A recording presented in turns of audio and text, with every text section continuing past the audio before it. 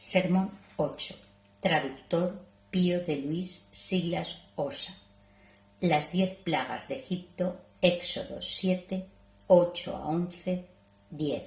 Y los 10 mandamientos de Dios, Éxodo 20, 2 a 17. 1. En loa del Señor nuestro Dios, al que rendimos culto, se dijo en cierto lugar de la Escritura: todo lo dispusiste con medida, número y peso. Además, la doctrina apostólica nos enseña a entender y contemplar lo invisible de Dios mediante las cosas que hizo y a investigar lo oculto sirviéndonos de lo manifiesto. Por eso la creación, interrogada en cierto modo por doquier, por medio de su hermosura, a modo de voz, responde que tiene por artífice al Señor Dios. Por último, el apóstol recuerda que todo lo escrito en los libros denominados Antiguo Testamento aconteció en figura, fue escrito como amonestación para nosotros, para los que ha llegado el fin de los siglos. Por tanto, amadísimos, si lo que parece acontecer de manera fortuita en el orden natural, si se indaga y se examina con esmero y se investiga y se descubre sabiamente, recomienda la alabanza al Creador y a la divina providencia que se difunde por doquier y, según está dicho, dispone suavemente todas las cosas, alcanzando con fuerza de un extremo a otro, cuanto más lo que no sólo fue hecho, sino hasta se lee como recomendado por las Escrituras divinas. A ese respecto, los hermanos me han propuesto una cuestión, o mejor, algo que inquirir e investigar, esto es, ¿qué significado tiene el que a los egipcios se le castigue con 10 plagas y al pueblo de Dios se le instruya con 10 mandamientos? En el nombre del Señor nuestro Dios, con su ayuda y con su don, colaborando conmigo la piadosa intención de vuestro corazón, he asumido dar una explicación. Los que me propusieron la cuestión saben lo que me propusieron, es decir, saben habérmela propuesto y no recuerdan que yo os la haya resuelto últimamente. Los que no la planteasteis, escuchad también lo que pueda decir, para que la propuesta de unos hermanos sea preocupación de todos y la exposición de mi ministerio sirva de alimento común. Pienso, pues, que Dios me ha de ayudar, si no por mí, sin duda por vosotros, para que diga lo que conviene que diga y sea útil escucharlo, de modo que, caminando juntos por el camino de la verdad, apresurándonos conjuntamente en la ruta hacia la patria y reconociendo la voluntad de la ley de Dios, merezcamos evitar en nuestro peregrinar a los enemigos y a cuantos ponen asechanzas. 2. 10 son las plagas con que Dios golpeó al pueblo del faraón y 10 los mandamientos con que instruyó al pueblo de Dios. Veamos, por tanto, hermano, cómo hechos materiales hay que entenderlos en sentido espiritual, pues no negamos su existencia real como si los juzgásemos dichos y escritos pero no realizados. Al contrario, creemos que tuvieron lugar tal como los leemos y no obstante sabemos por la enseñanza del apóstol que fueron sombra de realidades futuras. Pensamos, pues, que hay que investigar su sentido espiritual, pero no podemos negar que tuvieran lugar. Que nadie diga: ciertamente está escrito que el agua se convirtió en sangre en la plaga contra los egipcios. Es una realidad que no pudo tener lugar, pero el relato tiene un significado. Quien así se expresa busca la voluntad de Dios ultrajando su poder. ¿Qué decir entonces? Si pudo significar algo con palabras, ¿no pudo significarlo también con hechos? ¿O acaso no nacieron Isaac e Ismael? Habían nacido, eran hombres, venían de Abraham, uno de la esclava, el otro de la libre. Aunque eran hombres, aunque habían nacido, figuraban no obstante 2 testamentos, el antiguo y el nuevo. Por tanto, debemos investigar el significado de los hechos una vez puesto el sólido fundamento de su realidad histórica, no sea que, eliminado ese fundamento, parezca que queremos edificar sobre el vacío. Pienso que todos los que desdeñan los 10 mandamientos de la ley y no los observan, padecen en su espíritu lo que los egipcios padecieron en su cuerpo. Mientras con la ayuda del Señor os explico lo que os acabo de proponer, quiero que estéis atentos y que oréis por mí para que os diga algo que os sea de provecho. En cuanto a mí me atañe, quizá lo pienso, pero en cuanto hablo, a vosotros sirvo. 3. Para no engañaros en el número, aceptad primero esto. No se incluye dentro de estas 10 plagas lo primero que se hizo con valor de signo, esto es, que la vara se convirtiese en serpiente. Pues Moisés se había presentado ante el faraón, con lo que daba a entender que sacaría de Egipto al pueblo de Dios. Todavía no les sería como a contumaces, pero ya les infundía pánico con una señal divina. Ahora ni es necesario ni está dentro de lo proyectado decir algo sobre la vara convertida en serpiente. No obstante, ya que la he mencionado por la necesidad para evitar que alguien se equivoque en el número y puesto que no debe quedar en el ánimo de ningún oyente la inquietud por no haber entendido algo, diré brevemente que la vara significa el reino de Dios y que ese reino es sin duda el pueblo de Dios, que la serpiente significa este tiempo de mortalidad, pues la muerte fue propinada por la serpiente. Por tanto, como cayendo a tierra de la mano del Señor se hicieron mortales, por eso la vara arrojada de la mano de Moisés se convirtió en serpiente. También los magos del faraón actuaron de modo semejante. Las varas que arrojaron se convirtieron en serpientes, pero en un primer momento la serpiente de Moisés, es decir, su vara, devoró todas las serpientes de los magos. Entonces, precisamente, agarrada a su cola, se convirtió de nuevo en vara y el reino retornó a la mano. Pues las varas de los magos son los pueblos impíos. Cuando esos pueblos, vencidos por el nombre de Cristo, son transferidos a su cuerpo, sucede como si fuesen devorados por la serpiente de Moisés hasta que vuelva el reino de Dios a la mano de Dios. Pero al fin de este mundo mortal, simbolizado en la cola de la serpiente. Gran señal, hágase, hágase. ¿Habéis oído lo que debéis desear? Oíd ya lo que debéis evitar. 4.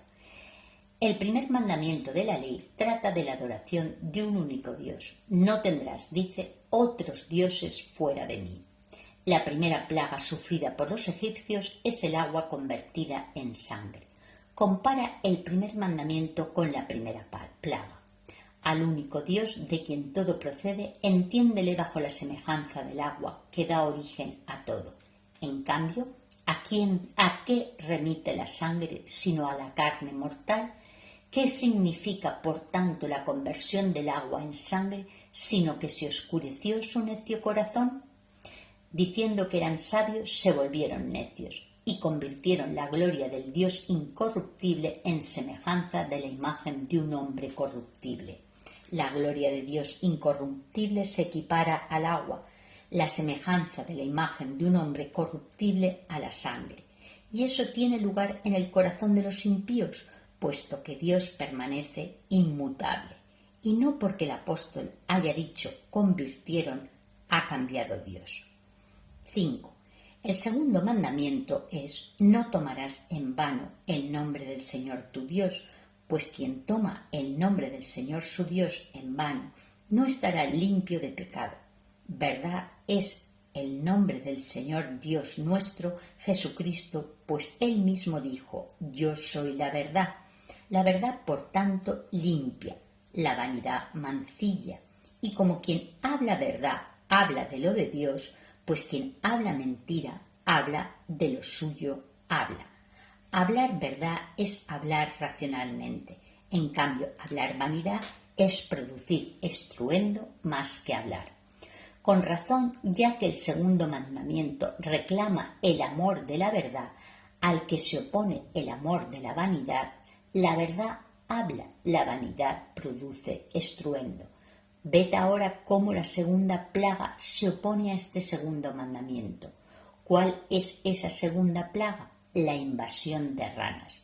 Si reparas en la locuacidad de las ranas, en ella tienes significada la vanidad. Mira a los amadores de la verdad que al no tomar en vano el nombre del Señor su Dios, hablan sabiduría entre los perfectos, y aun entre los imperfectos. Ciertamente no hablan de lo que no pueden entender, pero no se apartan de la verdad ni se entregan a la vanidad. Pues aunque los imperfectos no entiendan, en el caso de que se exponga a un nivel un poco más elevado algo referente a la palabra de Dios, Dios junto a Dios, por la que fueron hechas todas las cosas, y aunque puedan entender lo que Pablo habla ante ellos como ante párvulos en Cristo Jesús, esto es, a Cristo Jesús y este crucificado, no hay que pensar que aquello es verdad y esto otro vanidad. Sería vanidad si dijéramos que Cristo no sufrió, sino que fingió la muerte, que sus llagas eran imaginarias, que de sus heridas no brotó sangre verdadera, sino aparente, que había mostrado unas falsas cicatrices como consecuencia de falsas heridas. Mas cuando decimos que todas estas cosas fueron verdad, hablamos de hechos, los creemos y predicamos como hechos ciertos, manifiestos, que tuvieron lugar. Aunque no hablemos de la verdad sublime e inmutable de Dios, tampoco caemos en la vanidad. Los que afirman que todas esas cosas fueron en Cristo falsas y simuladas son ranas que croan en un charco cenagoso. Pueden producir estruendo con la voz, pero no dar a conocer la doctrina de sabiduría.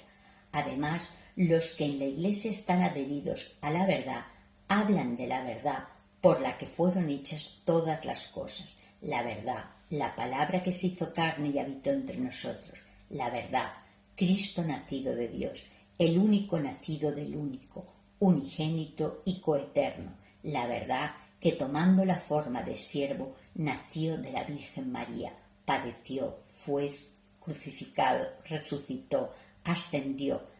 Hablan siempre de la verdad, tanto la que pueden captar como la que no pueden captar, el párvulo, de la verdad en su condición de pan y en su condición de leche, de pan para los grandes y de leche para los párvulos. En efecto, ese mismo pan, para convertirse en leche, pasa por el cuerpo.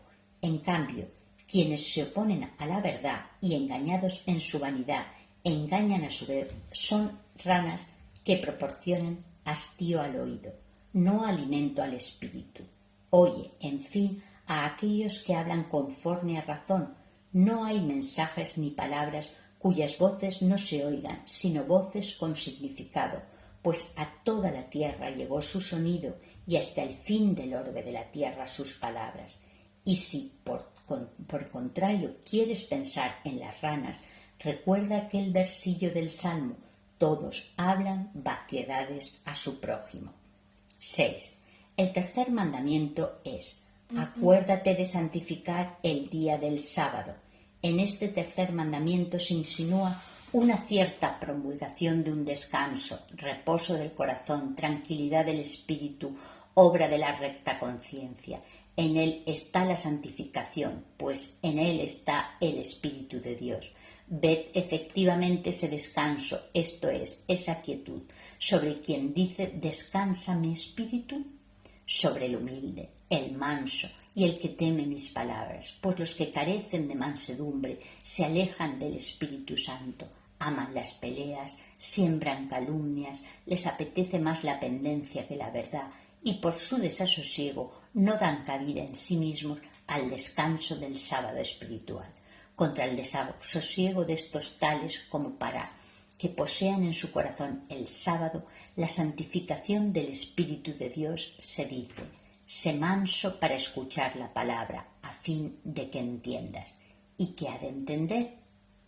A Dios, que te dice: abandona tu desasosiego, desaparezca de tu corazón cierto tumulto, fruto del revolotear en tu corazón, por obra de la corrupción y del punzarte tus imaginaciones. Haz que desaparezca, pues así entenderás a Dios que te dice: descansad y ved que yo soy el Señor. A causa de tu desasosiego No quieres descansar y, obcecado por la corrupción de tu afán pendenciero, exiges ver lo que no puedes ver. Presta pues atención a esta tercera plaga, contraria al tercer mandamiento. Los mosquitos surgieron del cieno en la tierra de Egipto. Se trata de ciertas moscas pequeñísimas, siempre en movimiento y en vuelo desordenado, que se meten por los ojos y no permiten al hombre descansar. Ahuyentadas, atacan, desechadas, vuelven de nuevo. Exactamente igual que las vanas imaginaciones del corazón de los pendencieros. Retened el mandamiento, evitad la plaga. 7. El cuarto mandamiento es honra a tu padre y a tu madre. A este mandamiento se opone la cuarta plaga de los egipcios, la de los tábanos. ¿Qué es un tábano? Es la mosca de los perros. El término es griego, propio de los perros es no reconocer a los padres. Nada hay tan canino como no reconocer a los progenitores. Con razón también los cachorros de perro nacen ciegos. 8. El quinto mandamiento es no cometerás adulterio. La quinta plaga es la muerte en los rebaños egipcios. Establezcamos la comparación. Piensa en un hombre fornicario, no satisfecho en su matrimonio. No quiere domar en sí cierto apetito de la carne que tenemos en común con los animales. En efecto, también es propio de las bestias aparearse y engendrar. Lo propio del hombre es razonar y entender. Así, la razón que preside en el espíritu debe frenar con su gobierno y dominio los movimientos de la carne que le es inferior, no soltar las riendas inmoderadas e ilícitamente sin considerar el cuándo y el dónde. Por eso la naturaleza, por institución del Creador, ha otorgado a las bestias no acceder a las hembras y al apareamiento más que en tiempos determinados.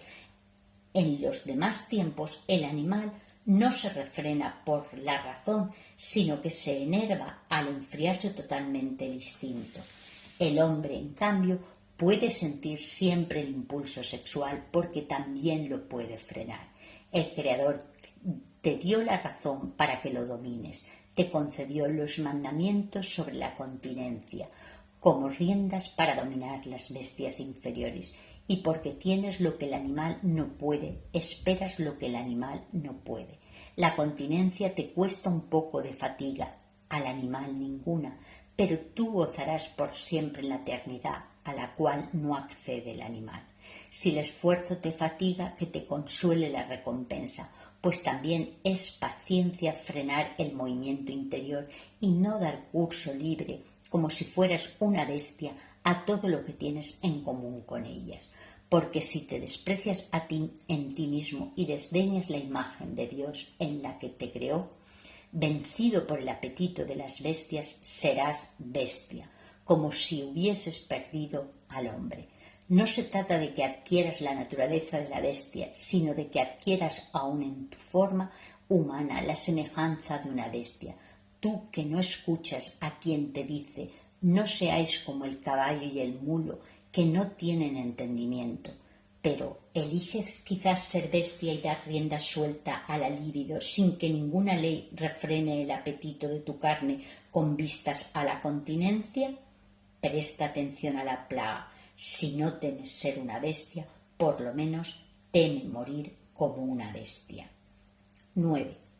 El sexto mandamiento es no matarás. La sexta plaga consistió en pústulas en el cuerpo y en erupciones que escocían y supuraban y en llagas que abrasaban causadas por el hollín del horno. Así son las almas homicidas, arden de ira, pues por la ira homicida perece la fraternidad. A los hombres los hace arder tanto la cólera como la gracia, pero uno es el ardor producido por la salud y otro el producido por la úlcera. Las postillas urentes en todo el cuerpo hacen aflorar los homicidios de intención. No está sano. Hierve más ese hervor, no proviene del Espíritu Santo, pues hierven tanto el que quiere socorrer como el que quiere matar, A uno le hace servir el mandamiento, a otro la enfermedad, a uno las buenas obras, a otro las úlceras pútridas. Si pudiéramos ver el alma de los homicidas, las lloraríamos más que los cuerpos putrefactos de los ulcerosos. 10. Sigue el séptimo mandamiento, no robarás, y la plaga séptima, granizo en las cosechas. Lo que sustraes contraviniendo el mandamiento lo pierdes en lo que recibes del cielo, pues nadie logra un lucro injusto sin un justo daño. Por ejemplo, el que hurta adquiere un vestido, pero por juicio celeste pierde la fe. Donde hay lucro hay daño, un lucro visible y un daño invisible. Lucro producido por su ceguera, daño producido por la nube del Señor. Pues nada acontece sin la providencia, amadísimos. ¿O de veras pensáis que lo que los hombres padecen, lo padecen porque Dios duerme?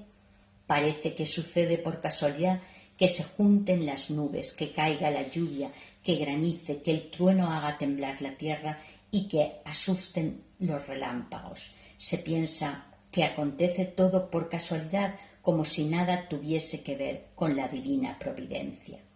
Contra tales pensamientos vigila el salmo que dice: alabad al Señor desde la tierra, no obstante que se habla de alabanzas provenientes del cielo, dragones y todos los abismos, fuego, granizo, nieve, hielo, tempestad de viento, que ejecutan su palabra.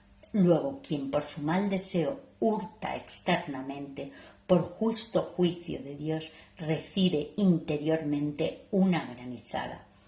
Oh, si pudieran ver el campo de su corazón, sin duda llorarían, al no encontrar en él nada que meter en la boca de su espíritu, aunque en su hurto hallaran qué sepultar ávidamente en su garganta.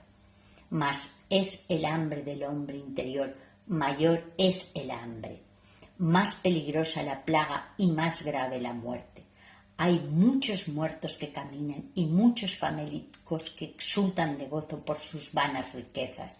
En fin, la Escritura llama interiormente rico al siervo de Dios, al afirmar: el hombre escondido dice de vuestro corazón que es rico ante Dios. No es rico ante los hombres, sino ante Dios. Es rico allí donde Dios ve. ¿Qué te aprovecha entonces hurtar donde el hombre no ve, si sufres una granizada allí donde Dios ve? 11. El octavo mandamiento es: no dirás falso testimonio. La octava plaga, la langosta, animal dañino por su diente, ¿qué pretende el falso testigo sino dañar, mordiendo y devorar, mintiendo? Efectivamente, cuando el apóstol amonesta a los hombres de Dios a que no persigan con falsas acusaciones, dice: si os mordéis y devoráis unos a otros, mirad, no os destruyáis mutuamente. El noveno mandamiento es: no desearás la mujer de tu prójimo. La novena plaga, densas tinieblas. Existe, en efecto, cierto adulterio contra el cual se dio con anterioridad un mandamiento, incluso sin intentar ni con el deseo, contra la castidad de la mujer ajena, pues también es adúltero quien, aunque no acceda a la mujer del otro, no está contento con la suya.